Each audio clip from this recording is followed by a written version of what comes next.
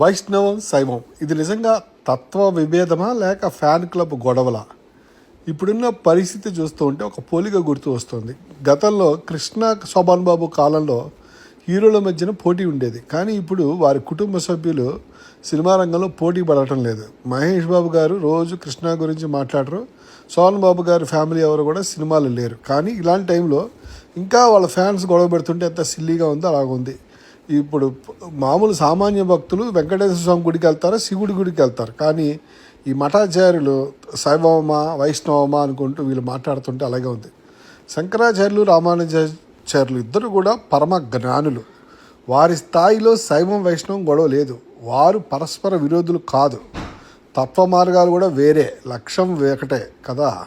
కానీ ఇప్పుడేమవుతుంది, వాళ్ళ అనుచరులు ఈ చిన్నజీఆర్ స్వామి వీళ్ళ సంస్థాగత వైరాలు ఈ బిరుదుల పోటీ ఇవన్నీ కూడా ఒకళ్ళు ఈయన గురువు అంటే ఈయన, ఆయన గురువు అంటే ఆయన అని గొడవ.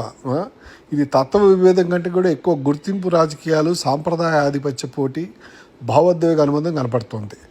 మనం ఎలా చూడాలి? శంకరులు గొప్పవారే, రామానుజులు గొప్పవారే, మాధ్వులు గొప్పవారే, శాఖలు వేరు, వృక్షం ఒక్కటే.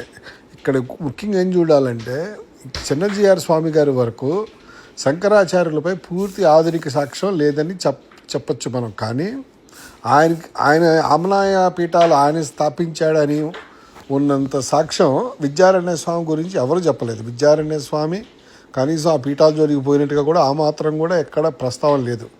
ప్రమాదం ఎక్కడ ఉందంటే ఇక్కడ శైవవులు వైష్ణవులు, అద్వైతులు విశిష్టాద్వైతులు ఇలా విభజన పెరిగితే బయట నుంచి వచ్చిన దాడులు తట్టుకొని నిలబడిన సంస్కృతి లోపల నుంచే బలహీనపడిపోతుంది. ఈ శైవ వైష్ణవ